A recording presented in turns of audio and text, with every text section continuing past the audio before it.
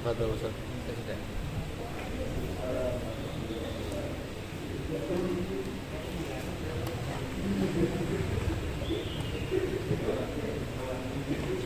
Please. Please. Please.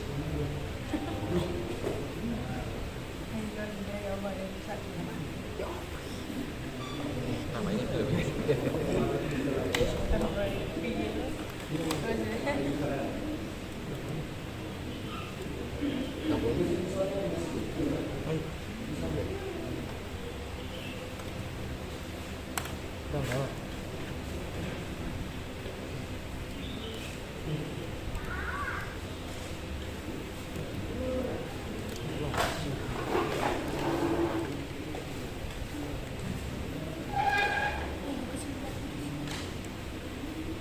Cetekan ini.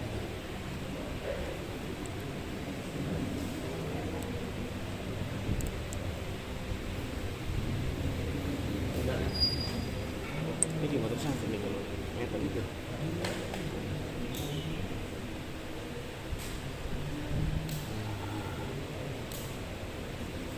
Ini sudah. Sudah enggak? Sudah. Ampun. Bismillahirrahmanirrahim. Assalamualaikum warahmatullahi wabarakatuh.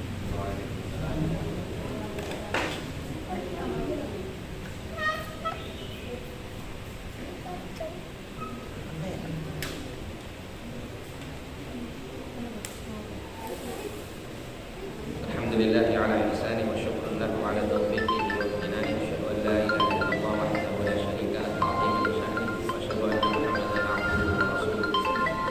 Da'iyan ila ridwani. Allahumma shalli 'alaihi wa 'ala alihi wa sahbihi khairan.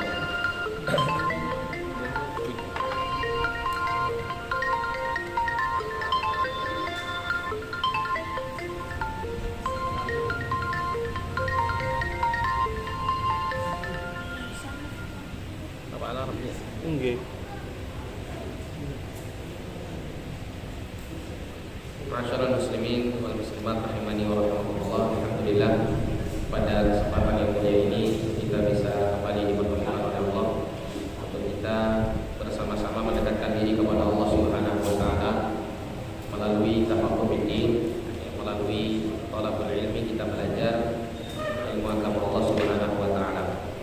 Semoga langkah kaki kita untuk menuju tempat yang mulia ini Allah jadikan sebagai satu kebaikan yang kelak akan menjadikan kita dimudahkan oleh Allah Subhanahu wa taala untuk masuk ke dalam surganya. Karena Nabi sallallahu alaihi wasallam telah menyatakan, "Man salaka tariqan yaltamisu fihi 'ilman, sahalallahu lahu bihi tariqan ilal jannah."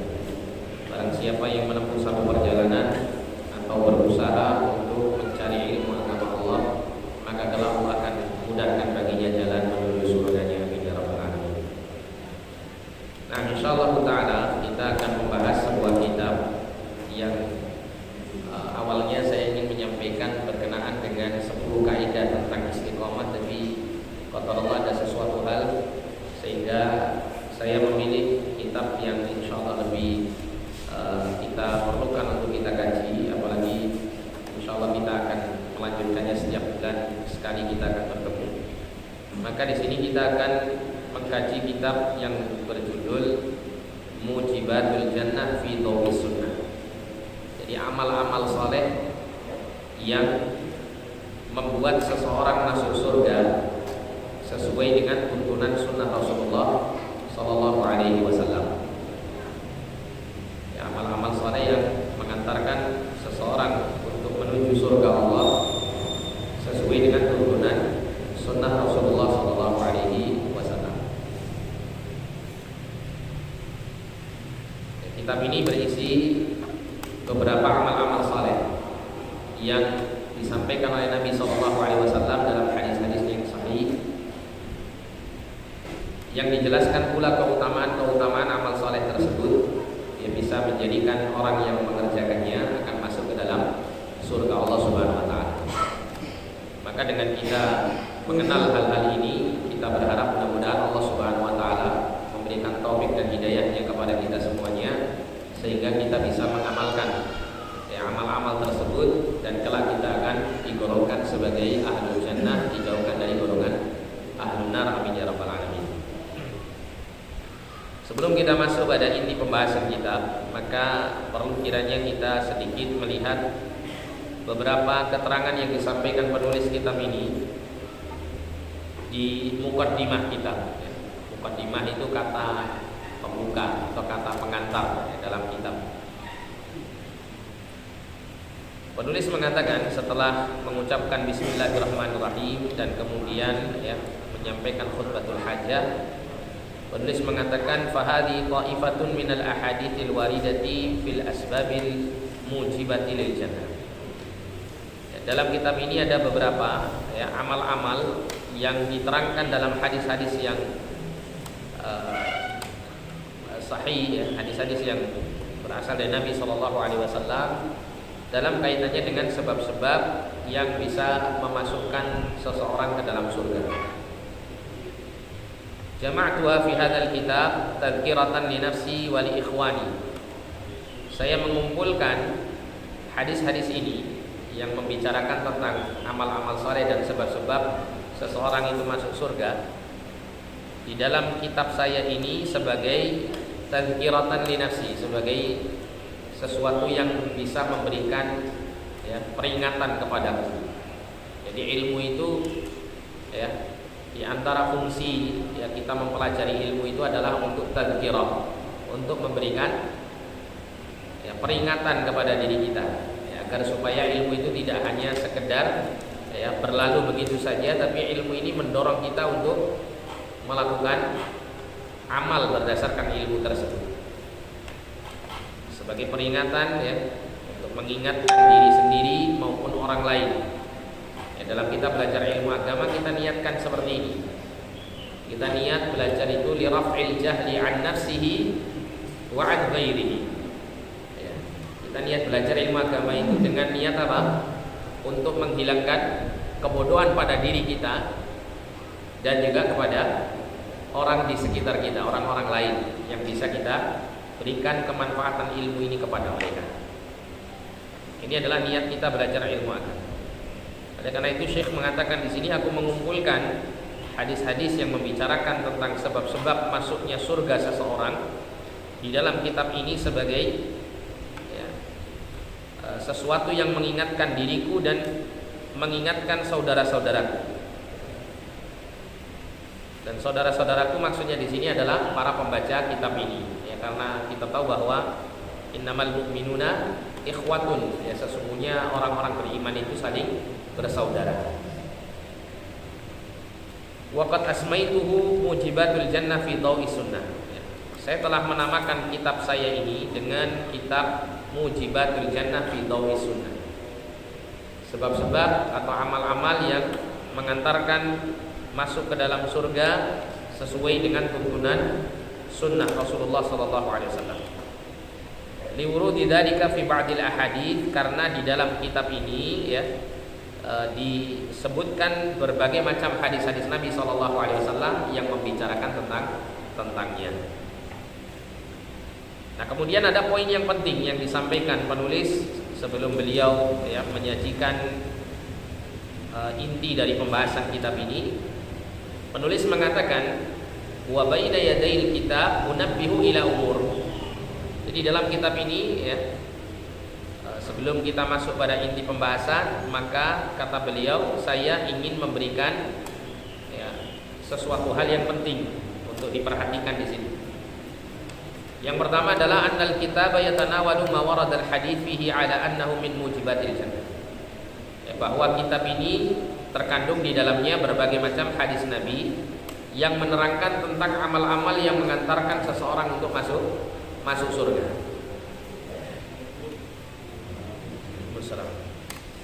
Wa ma warada bi anna man fa'alahu dakhala al-jannah.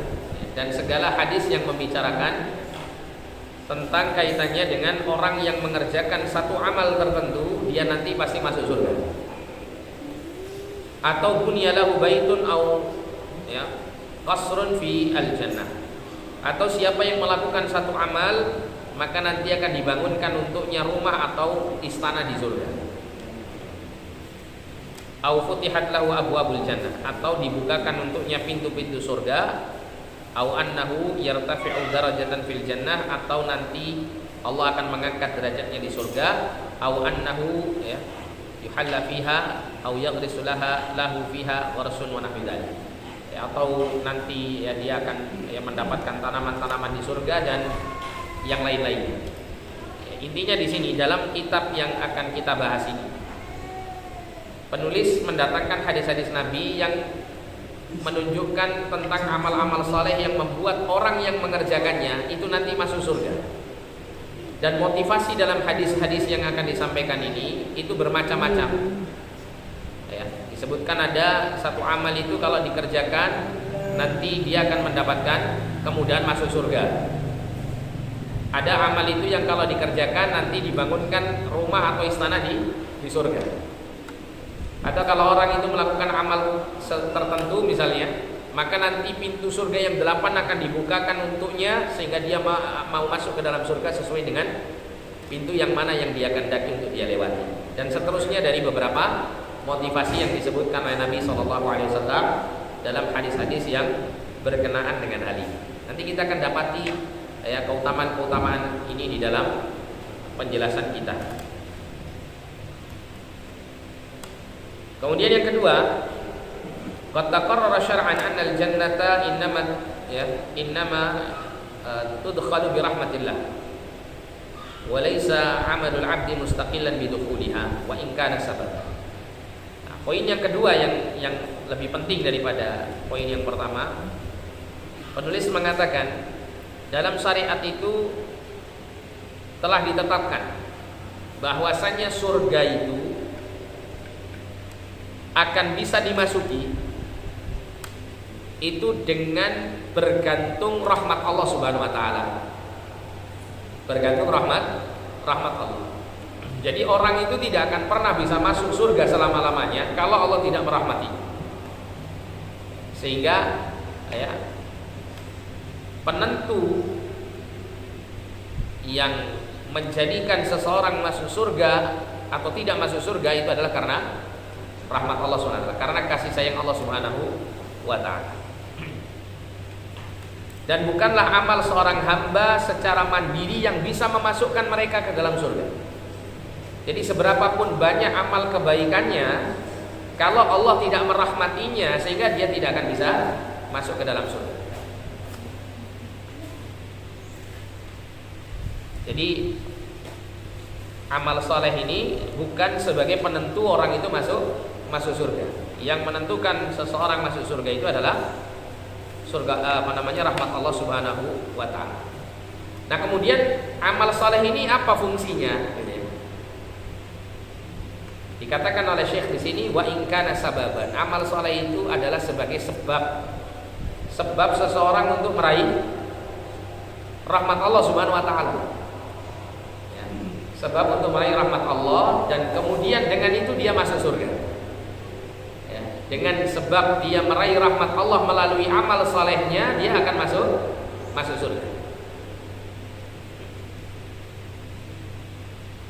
Kemudian dikatakan di sini walihada athbatallahu dukhulaha bil a'mali fi qawlihi udkhulul jannata bima kuntum ta'malun dalam surah An-Nahl ayat 32.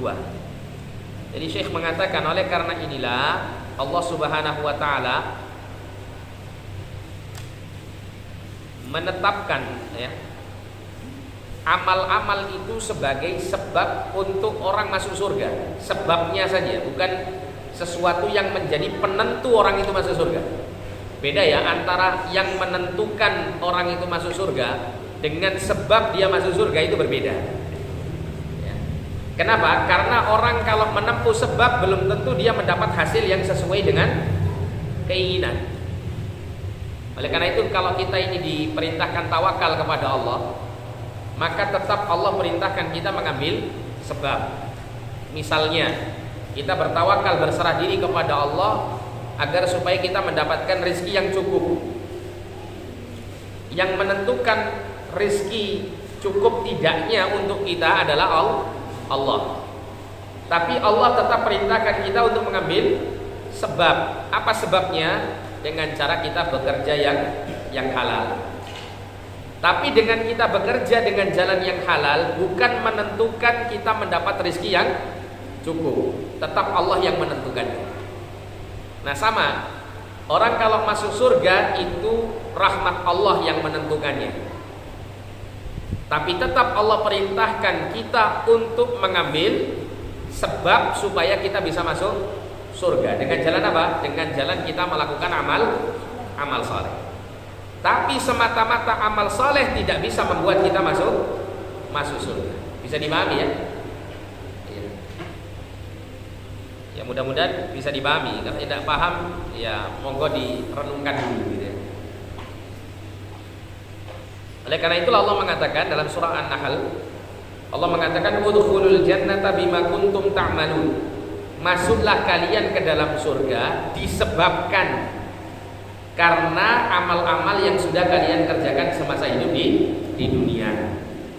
Nah, ada kalimat ya di situ disebabkan. Kalau di Arabnya itu ada huruf B-nya, ba-nya, ya.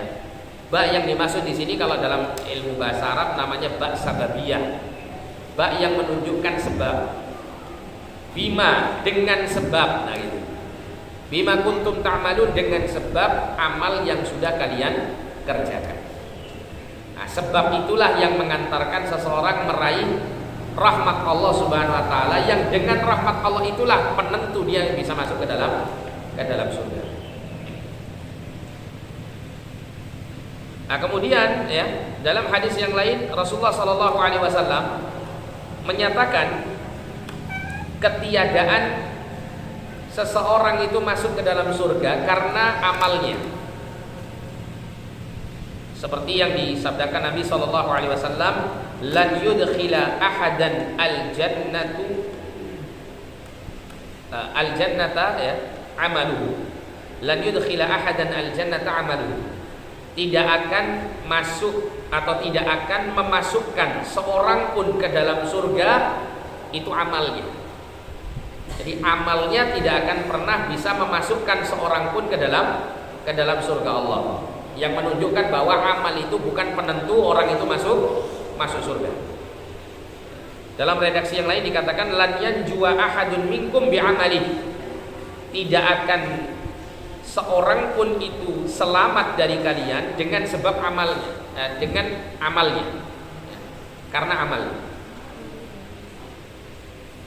Nah, ini menunjukkan bahwa amal itu bukan satu-satunya perkara yang menentukan orang itu masuk surga atau selamat dari siksa neraka.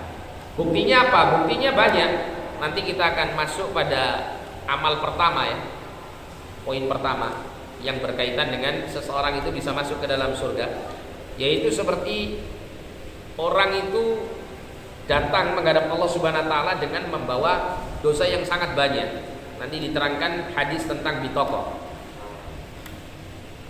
yang mana orang ini memiliki 99 catatan dosa yang luar biasa banyaknya, tapi hanya karena satu satu amal yang ditampakkan pada saat itu berupa kartu kecil yang bertuliskan kalimat syahadat, akhirnya bisa mengalahkan semua dosa-dosa yang sangat banyak sampai kemudian dia masuk surga. Jadi menunjukkan bahwa kalau bukan rahmat Allah, maka tentu tidak mungkin seseorang itu bisa mendapatkan ampunan dari sekian banyak dosa-dosanya. Ini menunjukkan bahwa amal saleh itu hanya sekedar sebab, sedangkan rahmat Allah penentunya. Nah, kemudian disebutkan oleh Syekh wal jam'u bainal ayati wal hadis. Jadi untuk menggabungkan ayat dan hadis yang tadi terkesan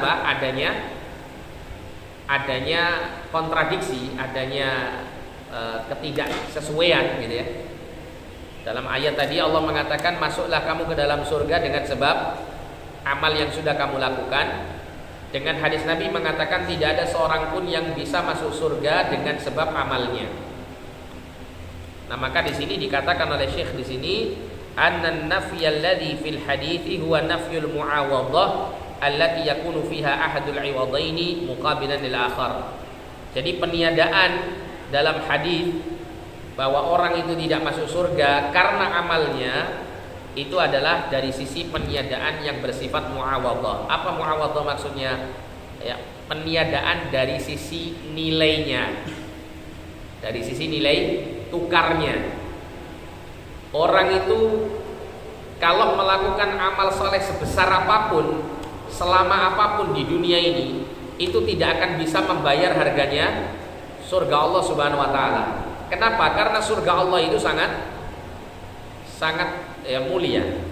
Kenikmatannya sangat besar.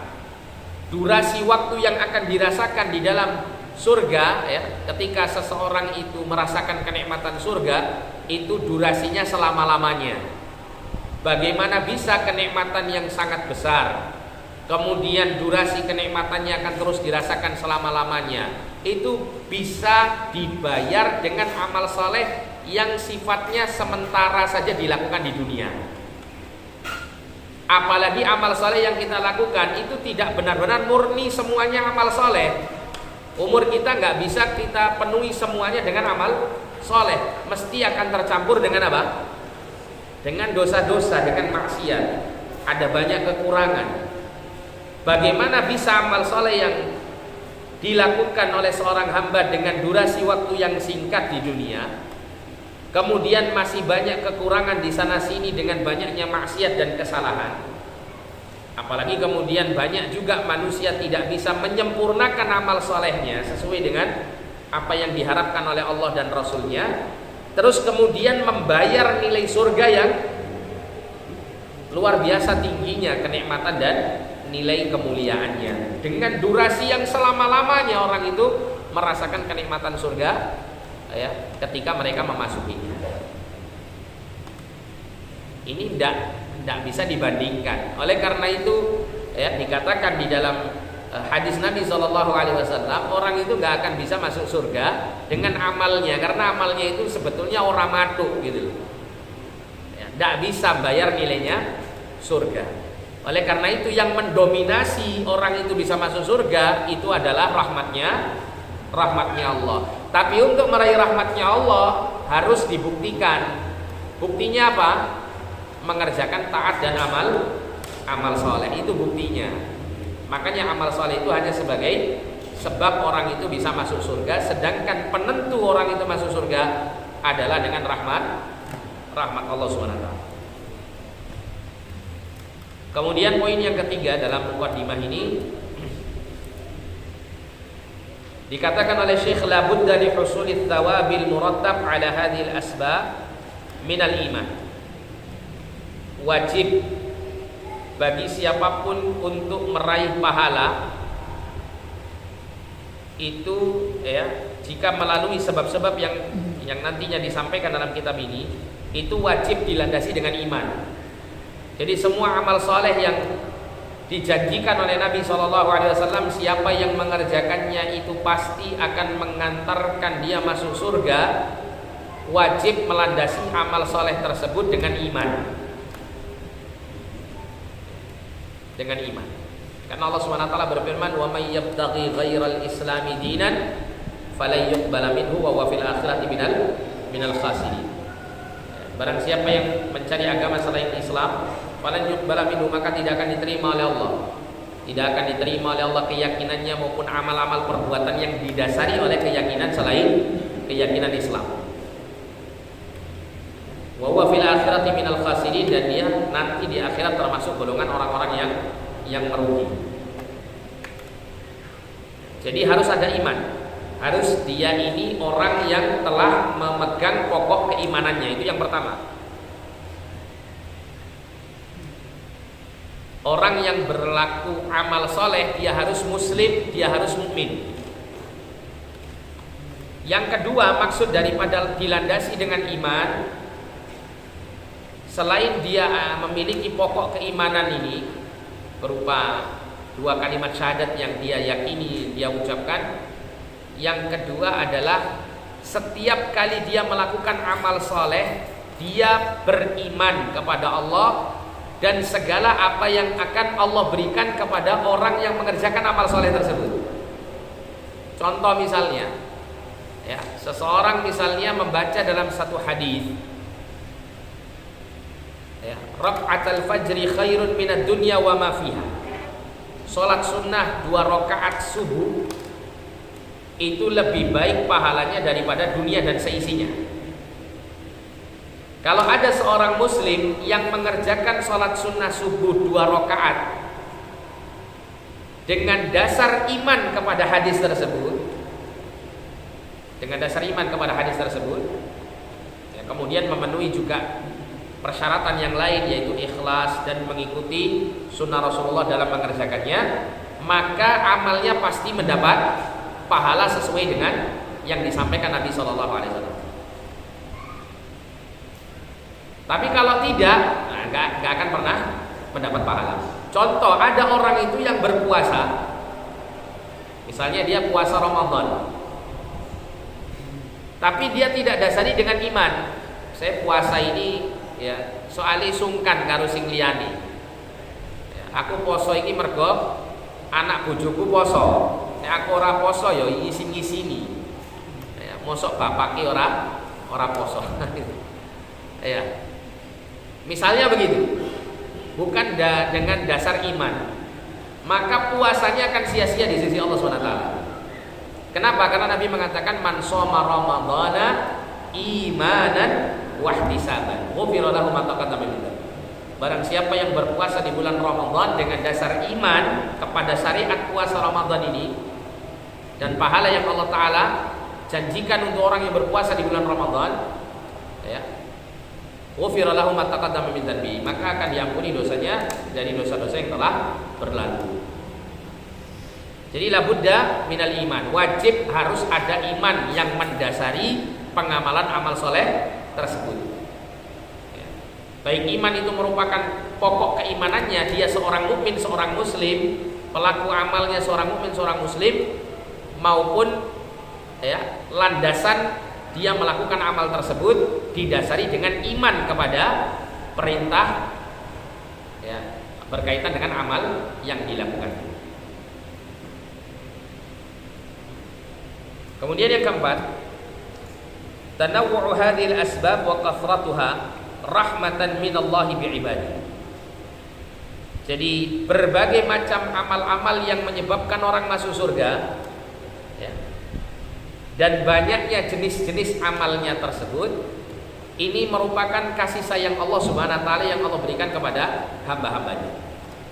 Jadi gini, Allah itu ketika memerintahkan untuk melakukan amal soleh, Allah tidak perintahkan kita melakukan amal soleh dengan jenis satu saja. Allah tidak hanya perintahkan kita untuk misalnya melakukan sholat saja untuk bisa masuk surga, tidak. Tapi Allah juga perintahkan dengan berbagai macam amal soleh dengan bentuk-bentuk yang bermacam-macam. Ada sholat, ada puasa, ada zakat, ada sedekah, ada amar ma'ruf nahi mungkar, ada melakukan akhlak mulia, berbakti kepada kedua orang tua, menuntut ilmu agama, ya, dan macam-macam. Ini semuanya adalah sebagai kasih sayang Allah Subhanahu wa taala. Kenapa? Karena tidak semua orang itu memiliki keadaan yang sama. Ada sebagian orang itu yang sanggup untuk selalu melakukan sholat sunnah, puasa sunnah, tapi tidak sanggup mengeluarkan sedekah karena misalnya termasuk golongan ya ekonomi sulit. Tahu ya golongan ekonomi sulit?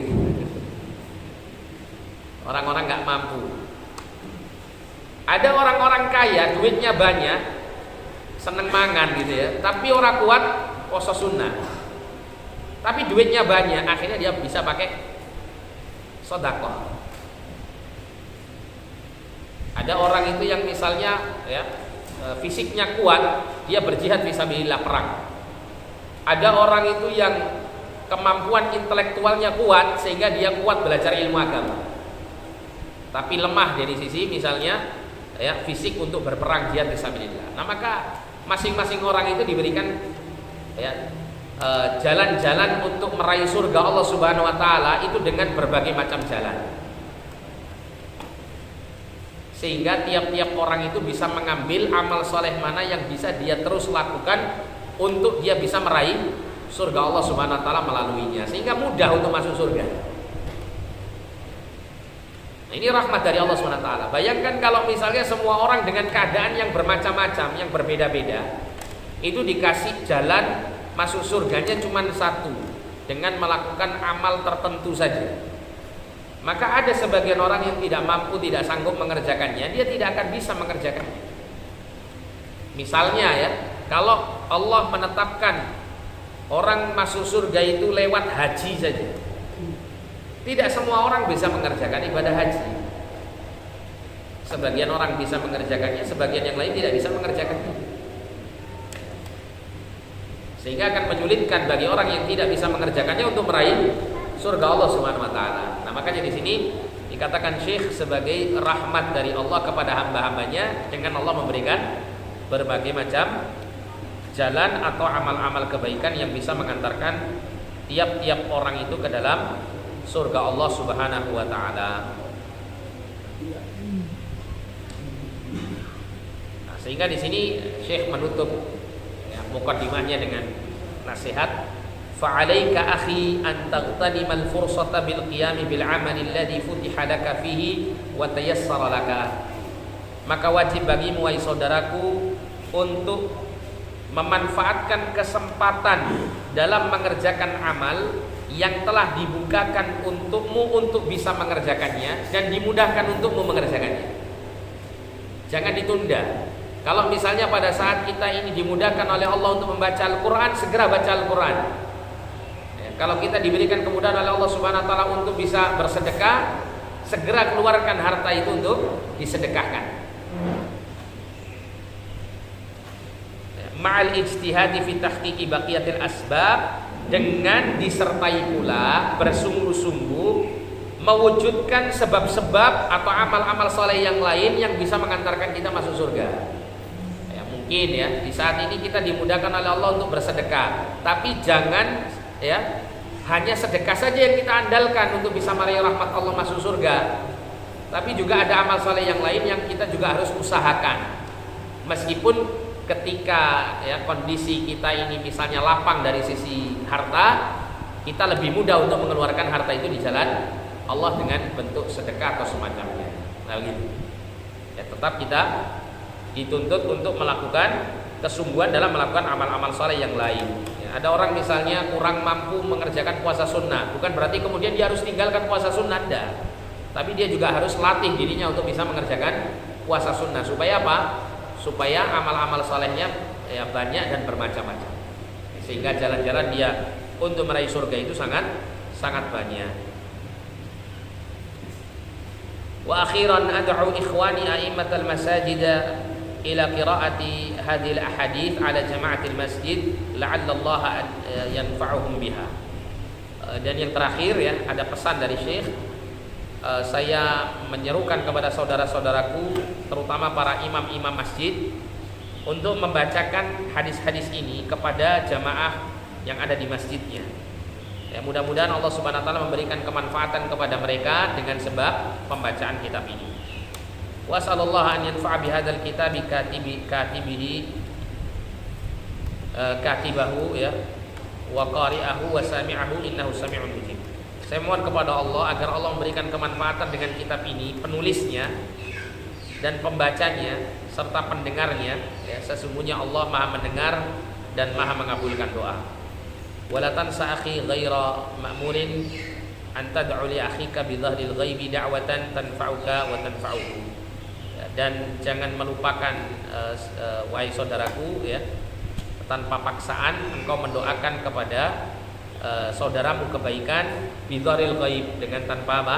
Diketahui oleh orang yang didoakan, sebagai sebuah doa yang akan bisa memberikan kemanfaatan kepadamu dan kemanfaatan untuk orang yang kau doakan. Wassalamualaikum warahmatullahi wabarakatuh. Ini adalah pengantar yang disampaikan oleh Syekh sebelum menjelaskan inti dari kitab. Nah, itu poin-poin penting yang kita harus perhatikan ya, supaya kita nanti ketika mendapati hadis-hadis Nabi yang memotivasi kita untuk melakukan amal soleh tertentu, maka kita bisa melakukannya sesuai dengan kaidah-kaidah atau ketentuan-ketentuan yang sudah disampaikan tadi, supaya semakin mudah kita untuk meraih kebaikan di sisi Allah Subhanahu wa taala. Nah, kemudian kita masuk pada inti pembahasan. penulis menyebutkan dalam kitabnya kalimat basmalah, Bismillahirrahmanirrahim. Yang mana banyak ya karya-karya para ulama itu dimulai dengan Bismillahirrahmanirrahim. Ada banyak alasan ya mengapa dibuka kitab-kitab itu dengan Bismillahirrahmanirrahim. Di antaranya adalah iqtidaan bi kitabillah, dengan tujuan untuk meneladani kitab Allah, karena Al-Qur'an itu dibuka dengan Bismillahirrahmanirrahim.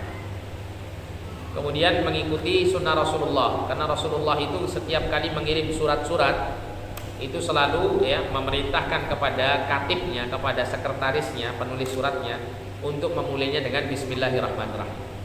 Ya, seperti surat yang diberikan kepada raja-raja, ya salah satunya adalah Raja Heraklius, Raja Hirokla, ya Raja Romawi Timur. Di situ ditulis surat Nabi SAW, Bismillahirrahmanirrahim min Rasulillah ila Hirokla azimir Rum.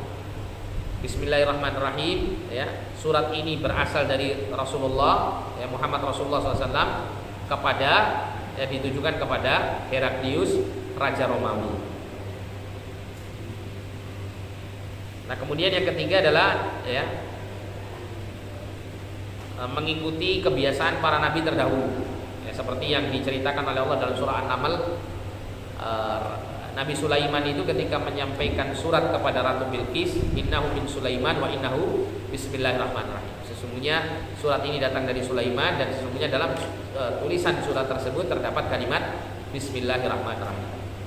Nah, kemudian yang keberapa ini? Keempat ya. Kelima ya. Kelima bukan keempat. Mengikuti kitab, mengikuti Rasulullah, mengikuti para rasul terdahulu. Nah, yang keempat ya. Yang keempat ya, ditulisnya bismillahirrahmanirrahim di awal kitab ini dengan tujuan untuk tolabul barokah. Ya. Untuk mencari berkah dari Allah Subhanahu wa taala. Untuk mencari berkah, meminta pertolongan kepada Allah Subhanahu wa taala agar supaya kitab yang ditulis ini benar-benar memberikan manfaat bagi siapapun yang mempelajarinya. Nah, disebutkan di sini mujibatul jannah fi dhawi sunnah.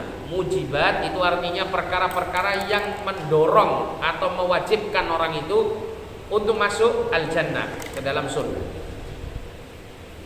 Artinya apa? Orang-orang yang melakukan amal ini dengan ketentuan yang sudah disebutkan tadi, itu pasti akan masuk surga. Pasti akan masuk surga. Fi dhawi sunnah, di dalam daw itu artinya cahaya, as-sunnah itu sunnah. Di dalam cahaya sunnah maknanya dalam petunjuk sesuai sunnah Rasulullah sallallahu alaihi wasallam. Yang pertama disebutkan di sini, amal yang kelak akan mengantarkan seseorang untuk masuk ke dalam surga adalah at-talaffudhu bisyahadataini ma'al amali bimuqtadahuma. Mengucapkan dua kalimat syahadat beserta dengan mengamalkan konsekuensi keduanya. Mengucapkan dua kalimat syahadat dengan melaksanakan konsekuensi yang terkandung di dalam kedua kalimat tersebut. Jadi tidak cukup orang mengucapkan asyhadu an la ilaha illallah asyhadu anna muhammadan abduhu wa rasuluhu. Tidak cukup. Tapi dia juga harus mengucapkannya dengan lisannya, meyakini dengan hatinya, dan menjalankan konsekuensi dua kalimat syahadat tersebut dalam kehidupannya sehari-hari. Yang seperti ini akan membuat dia bisa masuk surga. Disebutkan di sini dari Ubadah ibn Samit radhiyallahu anhu, dari Nabi sallallahu alaihi wasallam, beliau bersabda, man syahida an la ilaha illallah wahdahu la syarikalah. Barang siapa yang bersaksi bahwasanya tidak ada Tuhan yang berhak disembah dengan sebenarnya selain Allah saja, tidak ada sekutu baginya. Wa anna Muhammadan abduhu wa rasuluhu, dan bahwasanya Muhammad sallallahu alaihi wasallam adalah hamba dan utusannya. Wa anna Isa abdullahi wa rasuluhu, dan bahwasanya Isa adalah hamba Allah dan utusannya. Wa kalimatuhu alqaha ila Maryam, dan dia merupakan kalimat yang Allah sampaikan kepada Maryam. Kalimat apa yang dimaksud di sini? Yaitu kalimat kun, jadilah. Ya. Karena Allah itu idza aradallahu, ya, jika Allah menginginkan untuk menjadikan sesuatu, cukup Allah mengatakan kun, jadilah, maka fayakun, maka terjadilah apa yang Allah kehendaki. Artinya apa yang dimaksud di sini? Maksudnya adalah siapa tadi? Isa, ya, bin Maryam, Nabi Isa alaihissalam itu makhluknya Allah, ciptaannya Allah, bukan anaknya Allah seperti yang diyakini orang-orang Nasrani.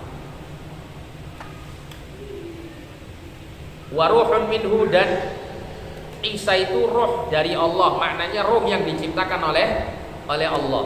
Sehingga Isa itu makhluk, bukan putranya Allah.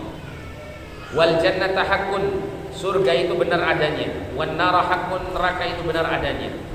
Siapa yang, ya, bersaksi demikian, ya, mengucapkan dengan lisannya semua perkara ini dan dibenarkan dengan hatinya, kemudian dilaksanakan semua konsekuensi dari semua keyakinan tersebut, maka kata Nabi SAW, adkhalahullahu jannata ala ma kana minal amal, maka Allah akan memasukkan dia ke dalam surga sesuai dengan apa?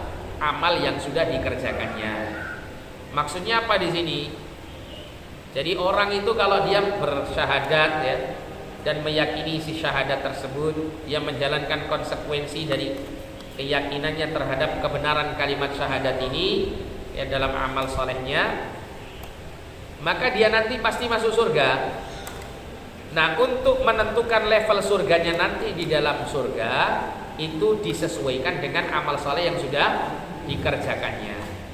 Kalau dia melakukan amal soleh yang kualitasnya tinggi, yang mendatangkan pahala yang tinggi, mengangkat derajatnya nanti di surga lebih tinggi, maka dia akan menempati darajat yang tinggi, ya, di dalam surga. Dan surga yang paling tinggi derajatnya adalah surga Firdaus. Nah, sedangkan kalau dia melakukan amal salehnya itu sedikit atau kualitasnya kurang bagus, tapi dia nanti dimasukkan surga misalnya sama Allah, misalnya sebagian dosa-dosanya diampuni oleh Allah, terus orang ini dimasukkan surga oleh Allah langsung misalnya, maka dia nanti menempati derajat surganya tidak lebih tinggi dari yang pertama. Nah, begitu. Karena surga itu bertingkat-tingkat ke atas. Semakin tinggi di atas, semakin kualitas nikmatnya semakin besar, semakin mulia. Nah, disebutkan di sini oleh Nabi SAW, orang yang bersaksi bahwasanya tidak ada Tuhan yang berhak disembah dengan sebenarnya selain Allah, tidak ada sekutu baginya. Apa konsekuensi orang mengucapkan la ilaha illallah? Orang itu harus mentauhidkan Allah dalam beribadah. Dia harus mengikhlaskan, memurnikan tujuan ibadahnya itu hanya semata-mata kepada Allah Subhanahu wa taala. Tidak boleh diserahkan kepada selain Allah atau bersama dengan selain Allah. Seperti contoh misalnya seseorang berdoa, Allah perintahkan, ya, seorang hamba itu berdoa untuk langsung memintanya kepada Allah. Ud'uni astajib lakum. Berdoalah kalian kepadaku, niscaya aku akan mengabulkannya untuk kalian. Maka tidak boleh seseorang berdoa itu kepada selain Allah, minta kepada, ya, orang-orang yang mati misalnya, atau minta kepada patung-patung, minta kepada hewan-hewan, minta kepada bintang, minta kepada jin misalnya, atau minta kepada malaikat, minta kepada para nabi, para rasul yang meninggal, para wali yang meninggal. Tidak boleh. Harus mintanya kepada Allah Subhanahu wa taala saja. Atau menjadikan mereka perantara-perantara, mereka, ya, dijadikan sebagai tujuan berdoa tapi niatnya sebagai perantara untuk menyampaikan doa-doa yang dipanjatkan kepada mereka ini, ya, agar supaya disampaikan kepada Allah Subhanahu wa taala. Ini juga termasuk bagian dari kesyirikan. Karena Allah berfirman dalam Al-Qur'an ketika berbicara tentang kesyirikannya orang-orang musyrik jahiliyah. Orang-orang musyrik jahiliyah itu ketika mereka, ya, berdoa kepada orang-orang soleh yang merupakan kakek-kakek mereka dulu yang meninggal. Mereka berdoa kepada orang-orang soleh yang meninggal ini dengan tujuan supaya doa mereka itu disampaikan kepada orang-orang soleh ini kepada Allah Subhanahu wa taala. Ini kesyirikan dilakukan oleh orang-orang musyrik jahiliyah. Allah abadikan diantaranya dalam Al-Quran. Allah mengatakan ma na'buduhum illa liyuqarribuna ilallahi zulfa. Kami tidak menyembah mereka, kami tidak berdoa kepada mereka orang-orang soleh yang meninggal ini, kecuali agar supaya mereka orang-orang soleh yang meninggal tersebut mendekatkan kami kepada Allah dengan sedekat-dekatnya. Ya, sehingga memohon berdoa hanya kepada Allah saja, tidak kepada yang lain atau bersama yang lainnya. Bersama yang lain itu maksudnya bagaimana? Ya dia berdoa menyeru kepada Allah, menyeru kepada yang lain. Ya Allah, ya wali fulan misalnya, saya mohon pertolonganmu misalnya. Nah ini syirik, ya, menyekutukan Allah. Yang betul bagaimana? Kita menyeru berdoa hanya kepada Allah saja. Atau kita berdoa kepada Allah dengan menyebut nama-nama Allah. Karena dengan menyebut nama-nama Allah pada asalnya, pada hakikatnya orang itu berdoa kepada Allah, cuman menyebut nama-nama Allah. Misalnya ya Allah, ya Rahman, ya Hayyu, ya Qayyum, ya Dzal Jalali wal Ikram, ini boleh. Bahkan ini diperintahkan oleh Allah di dalam Al-Qur'an. Walillahil asmaul husna fad'uuhu biha. Ya. Dan Allah itu memiliki nama-nama yang husna, nama-nama yang terbaik, maka berdoalah kalian dengan menyebut nama-nama itu. Kemudian wa anna Muhammadan abduhu wa rasuluh, dan bersaksi bahwasanya Muhammad sallallahu alaihi wasallam adalah hamba dan utusannya. Ya. Ketika orang itu mengucapkan kalimat syahadat ini, maka yang wajib bagi dia adalah meyakini bahwa Nabi Muhammad SAW itu adalah hamba Allah. Yang namanya hamba itu tidak memiliki sifat-sifat ketuhanan sama sekali. Oleh karena itu tidak boleh kita kemudian mintanya ke Rasulullah, berdoanya ke Rasulullah tidak boleh. Kenapa? Karena Rasulullah nggak bisa mengabulkan doa. Yang bisa mengabulkan doa hanya Allah. Yang memiliki kemampuan doa itu yang mengabulkan doa itu hanyalah Allah, ya. Nabi tidak bisa, karena Nabi adalah seorang hamba, bukan Tuhan. Jangan seperti orang-orang Nasrani, mereka ya menunjukkan doa-doa mereka kepada Isa, kepada Nabi Isa alaihissalam, dengan alasan Nabi Isa itu putranya Tuhan. Makanya Nabi pernah mengatakan la tutruni kama atratin nasara ibna Maryam. Ada seorang laki-laki di masa Rasulullah itu yang menyanjung Rasulullah terlalu berlebihan. Maka Rasulullah mengatakan, la tutruni, jangan kamu mengagungkan aku seperti orang-orang Nasrani mengagungkan Isa putra Maryam.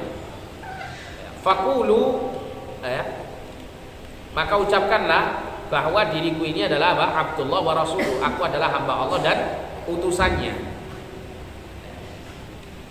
Nah, jadi Rasulullah sebagai hamba Allah maka tidak layak untuk dipersembahkan sebagai sebagian atau seluruhnya ibadah seorang hamba kepada beliau, meskipun dengan niat atau tujuan semata-mata sebagai perantara saja. Nah, akan tetapi beliau itu meskipun hamba Allah, tapi beliau utusan Allah, wajib kita hormati, wajib kita muliakan. Bagaimana cara kita memuliakan beliau sebagai utusan Allah? Disebutkan oleh para ulama dengan 4 cara. Yang pertama adalah ta'atuhu fima amara, mentaati Rasulullah SAW ya atas segala apa yang menjadi perintah Rasulullah. Wajib untuk kita memenuhi perintah Rasulullah. Kemudian yang kedua, wa tasdiquhu fima akhbara, dan membenarkan, meyakini segala apa yang diberitakan oleh Rasulullah. Mau masuk akal, tidak masuk akal, bisa dilihat, nggak bisa dilihat, kalau Rasul yang menyampaikannya wajib kita yakini. Kemudian yang ketiga, wajtinabu ma nahaa anhu wa zajar, meninggalkan segala larangan-larangan Rasulullah SAW. Kalau Rasulullah melarang sesuatu maka wajib kita tinggalkan. Dan yang keempat, wala yu'badallah illa bima syara'a, kita tidak beribadah kepada Allah kecuali melalui syariat dan tuntunan Rasulullah SAW. Jadi dalam kita beribadah kepada Allah, tidak boleh kemudian kita buat-buat sendiri. Wah, saya ini mantepnya, ya, kalau melakukan ibadah kepada Allah itu dengan cara mengheningkan cipta, dengan berdiri terus merem, ya, ngadep kulon misalnya. Tidak boleh. Kenapa? Karena ini bukan merupakan syariat Rasulullah SAW. Jadi nggak boleh mengadakan bentuk peribadatan kepada Allah kecuali dengan jalan yang telah dituntunkan oleh Rasulullah, dengan cara yang telah dituntunkan oleh Rasulullah melalui agama Islam yang dibawa oleh Rasulullah melalui sunnah beliau sallallahu alaihi wasallam. Nah, ini konsekuensinya ya. Nah, ketika seseorang juga meyakini ya dikatakan di sini wa anna Isa Abdullah wa rasuluhu ya, bahwasanya Isa itu adalah hamba Allah dan utusannya, maka orang tersebut meyakini bahwa Isa adalah makhluknya Allah. Ya, dia adalah hamba dan utusan Allah, bukan putranya Allah. Ini menyelisihi keyakinan Nasrani. Kemudian orang itu kalau dia meyakini surga itu benar adanya, neraka itu benar adanya, maka menuntut dia untuk melakukan amal soleh, meninggalkan dosa. Ya, bagaimana bisa ada orang itu yakin surga itu ada, neraka itu ada, tapi kemudian dia banyak bermaksiat. Seakan-akan dia seperti orang yang nggak percaya dengan adanya surga dan neraka. Maka wajib bagi dia untuk menjalankan kebajikan dan meninggalkan berbagai macam dosa.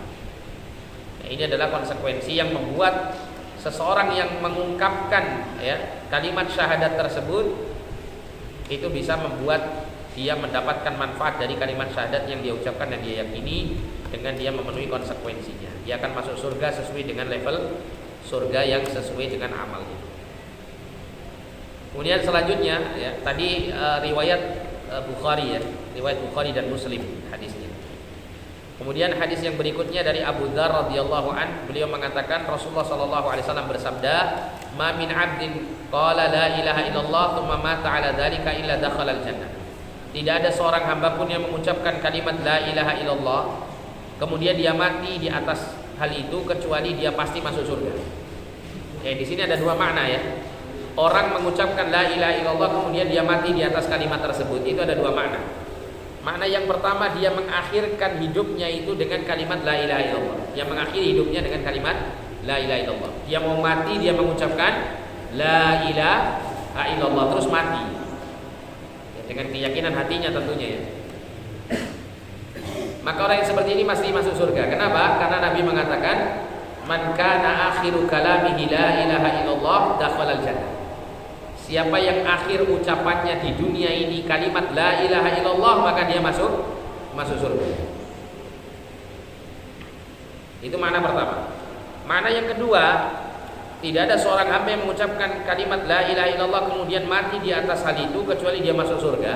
Itu maknanya adalah orang tersebut mengucapkan la ilaha illallah dan terus tetap di atas keyakinan atas kebenaran kalimat tersebut. Tetap beriman dengan kalimat ini sampai dia mati, tetap membawa iman tersebut. Iman mentauhidkan Allah Subhanahu wa taala, tidak menyekutukan Allah dengan sesuatu apapun. Maka orang yang seperti ini dia pasti masuk surga. Kemudian qultu, Abu Dzar ya, mengatakan aku berkata wa in zana wa in sariqa, wahai Rasulullah, meskipun dia pernah berzina dan meskipun dia pernah mencuri, maka Nabi mengatakan wa in zana wa in sariqa, meskipun dia pernah berzina dan meskipun dia pernah mencuri. Qultu, aku mengatakan lagi wa in zana wa in sariqa, meskipun dia pernah berzina dan pernah mencuri, maka Nabi mengatakan wa in zana wa in sariqa, wa in zana wa in sariqa, wa in zana wa in sariqa. Meskipun dia pernah berzina, meskipun dia pernah mencuri, Nabi mengucapkan ini 3 kali. Kemudian Nabi mengucapkan keempat kalinya dengan perkataan wa in zana wa in sariqa ala raghmi anfi Abi Dzar. Meskipun orang itu pernah berzina dan pernah mencuri, ya, ala raghmi anfi Abi Dzar, maknanya di sini adalah kalau secara letterless lafadznya ini meskipun tersungkur hidungnya Abu Dzar di atas tanah. Tapi maksudnya di sini meskipun Abu Dzar celaka sekalipun, ketetapan ini pasti berlaku. Apa maksudnya di sini? Maksudnya di sini orang yang mengucapkan la ilaha illallah, meyakininya dan tidak pernah menyekutukan Allah dalam peribadatannya, terus dia mati di atas kalimat itu, maka pasti dia nanti masuk surga. Entah dia langsung diampuni segala dosanya oleh Allah sehingga dia masuk surga, entah nanti Allah tetapkan dia disiksa terlebih dahulu karena keadilan Allah menuntut akan hal itu, gitu ya. Tapi nanti pasti ujung-ujungnya dia masuk surga. Itu yang pertama.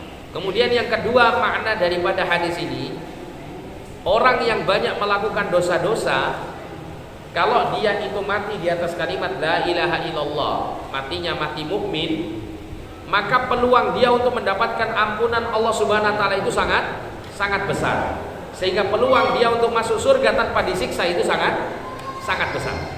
Karena dalam hadis yang lain, Nabi SAW bersabda bahwa Allah Subhanahu wa taala berfirman. Dalam hadis apa berarti ini? Hadis qudsi.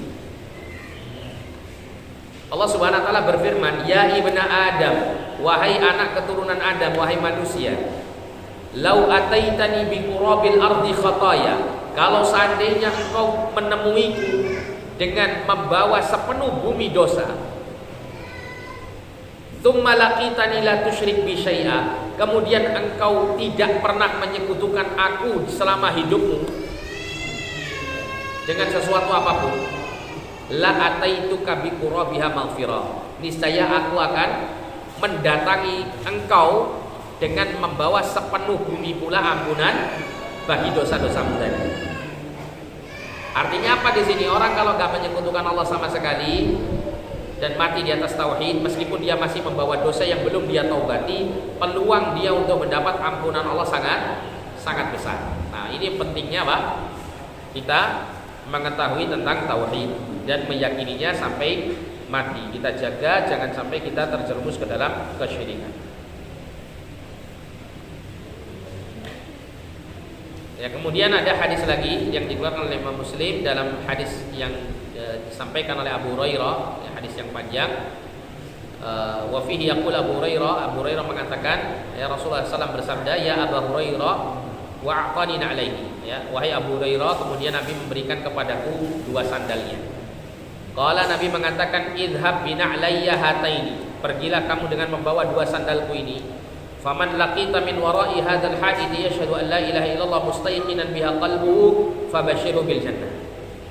Maka barang siapa yang kau temui dari balik tembok ini, orang yang mengucapkan syahadat la ilaha illallah dengan meyakini kalimat tersebut dengan hatinya, maka berikan kabar gembira kepadanya dengan surga. Ini sama ya maknanya seperti yang saya jelaskan tadi. Kemudian juga ada riwayat Jabir radhiyallahu an, beliau mengatakan atan Nabi sallallahu alaihi wasallam rajulun, pernah ada seorang lelaki datang kepada Nabi sallallahu alaihi wasallam, kemudian lelaki ini berkata kepada Rasulullah, ya Rasulullah, mal mujibatan, wahai Rasulullah, apakah dua perkara yang saling berkaitan, berkonsekuensi? Maksudnya apa? Kalau orang melakukan satu perkara ini, mesti dia mendapatkan yang itu, nah gitu. Jadi maksudnya di sini al-mujibatan, siapa yang mengerjakan ini mesti dia dapat surga. Ya, siapa yang mengerjakan itu mesti dia mendapat siksa neraka. Maka kata Nabi SAW, man mata la yusyrik billahi syai'an dakhalal jannah.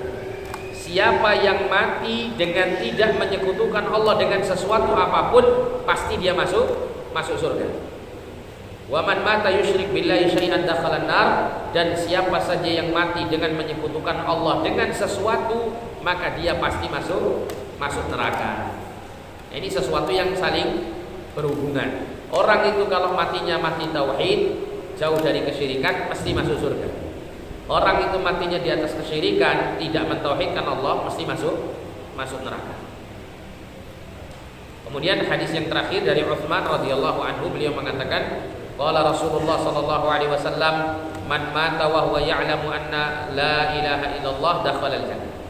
Barang siapa yang mati sedangkan dia mengetahui ya terhadap kalimat la ilaha illallah, maknanya adalah dia mengilmui kalimat ini, mempelajarinya dan meyakininya dalam hatinya. Siapa yang mati sedangkan dia mengetahui atau meyakini la ilaha illallah dakhalal jannah, dia pasti masuk surga. Nah, ini adalah berkaitan dengan keutamaan seseorang mengucapkan dua kalimat syahadat dan tetap mempertahankan ya keyakinannya terhadap dua kalimat syahadat tersebut dan menjalankan konsekuensinya sampai mati ya. Ya, terakhir saya tutup dengan hadis yang diriwayatkan dari sahabat Abdullah bin Amr bin As radhiyallahu anhuma. Hadis yang sering disebut oleh para ulama sebagai hadis bitaqah, hadis kartu yang saya singgung sedikit tadi di depan. Ya, Nabi mengatakan innallaha azza wa jalla yastakhlisu rajulan min ummati ala ru'usil khalaiq yaumil qiyamah. Ya, sesungguhnya Allah azza wa jalla nanti akan membebaskan seseorang dari umatku di hadapan seluruh makhluk pada hari kiamat. Nanti orang ini akan didatangkan pada yaumul hisab, pada hari di mana dihisabnya manusia. Ya, orang ini dihadapkan oleh Allah, dan kemudian Allah menghisabnya. Fayanshuru alaihi tis'atan wa tis'ina sijillan. Maka nanti akan dihadapkan kepadanya 99 catatan perbuatan dosanya. Jadi orang ini dulu orang yang pendosa, banyak dosanya. Kullu sijillin maddal basar. Tiap-tiap lembaran-lembaran yang bertuliskan dosa-dosanya itu panjangnya sejauh pandangan mata memandang. Saking banyaknya dosa. Satu lembarnya saja sudah sejauh pandangan mata. Di atas lembaran itu tertulis semua dosa-dosanya. Ini jumlahnya 99. Jadi banyak sekali dosa. Tidak banyak tapi banyak gitu. Kemudian tsumma yaqulu lahu, kemudian Allah berfirman kepadanya, atunkiru min hadza syai'an, apakah kamu mengingkari catatan-catatan dosamu ini? Meskipun hanya sedikit darinya. Maka dia mengatakan la ya Rabbi, tidak ya wahai Tuhan. Allah mengatakan lagi adzalamatka katabatil hafizun, apakah pencatat amalku yaitu para malaikat al-hafizun ini telah berbuat zalim kepadamu sehingga dosamu yang tidak sebanyak ini dicatat dengan catatan yang terlalu banyak seperti ini? Maka dia mengatakan la ya Rabbi, tidak wahai Tuhan. Fayaqulu, kemudian dia mengatakan ala ka'udhrun, apakah kamu punya alasan yang nantinya akan dimaafkan atas dosa-dosa yang kamu lakukan? Kamu punya alasan apa sehingga kamu melakukan dosa-dosa ini? Supaya mendapat ampunan. Au hasanah, atau mungkin ada satu kebaikan yang mungkin kau pernah lakukan. Maka orang ini mikir-mikir diingat-ingat, terus dia mengatakan la ya Rabbi, tidak ada wahai Tuhan, tidak ada kebaikan sama sekali. Dan saya juga nggak punya alasan apa-apa untuk saya sampaikan kepada engkau untuk saya mendapat ampunan dari dosa-dosa ini. Murni karena saya melakukan dosa ini karena pilihan saya. Maka kemudian orang ini mendapatkan balasan dari Allah, bala innalaka indana hasanatan wahidah, sesungguhnya kamu di sisi kami memiliki satu kebaikan. La zulmal yauma 'alaika, tidak akan dizalimi hari ini kepadamu. Maka fatukhraju lahu bitaqah, dikeluarkan satu kartu fiha asyhadu an la ilaha illallah wa anna muhammadan abduhu wa rasuluh. Di dalam kartu tersebut bertuliskan dua kalimat syahadat, la ilaha illallah Muhammad abduhu wa rasuluh. Maka kemudian Allah berfirman ahdiruhu, datangkan kalimat itu oleh kalian, oleh para malaikat. Akhirnya didatangkan kartu tersebut. Wa yaqulu ya Rabbi ma hadhil bitaqatu ma hadhis sijillat.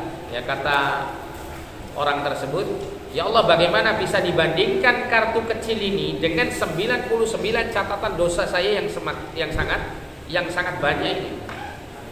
Maka kemudian dikatakan kepadanya, innaka la tudlamu, sesungguhnya kamu tidak dianiaya. Qala, Nabi menjelaskan, fatud'us sijillatu fi kaffatin. Qala fatashatis sijillat wa taqulatil bitaqah wa la yadkhulu syai'un bismillahirrahmanirrahim. Maka diletakkanlah 99 catatan dosa yang sepanjang pandangan mata itu, diletakkan di daun timbangan dan kemudian tulisan la ilaha illallah diletakkan pada timbangan yang lain, fatashatis sijillat. Maka tiba-tiba 99 catatan itu menjadi ringan. Tulisan la ilaha illallah Muhammad Rasulullah tadi menjadi sangat berat. Ya. Wala yadhkuru syai'un bismillahirrahmanirrahim. Ya. Dan tidak ada sesuatu pun yang lebih berat daripada nama Allah Subhanahu wa taala yang Maha Pemurah lagi Maha Penyayang. Sehingga Allah mengampuni dosa orang yang memiliki 99 dosa yang tercatat di atas catatan amal yang sangat-sangat panjang, ya. Yang panjangnya itu mencapai sejauh pandangan mata memandang. Semuanya diampuni dosanya oleh Allah SWT karena sebab ketauhidannya, dan dia tidak pernah menyekutukan Allah dengan sesuatu apapun dalam peribadatan. Tapi insyaallah pada pertemuan berikut kita akan membaca amal soleh yang kedua, yaitu berkaitan dengan iman dan istiqamah dalam menjalankan ketaatan dan meninggalkan kemaksiatan. Kita akhiri dengan doa kafaratul majelis, kurang lebihnya saya mohon maaf. Jazakumullahu khairan wa barakallahu fikum. Subhanakallahumma wa bihamdika asyhadu an la ilaha illa anta astaghfiruka wa atubu ilaik. Wa sallallahu ala nabiyyina Muhammadin wa ala alihi wa sahbihi wasallam. Wa akhiru da'wana alhamdulillahi rabbil alamin. Wa lakum minkum assalamu alaikum warahmatullahi wabarakatuh.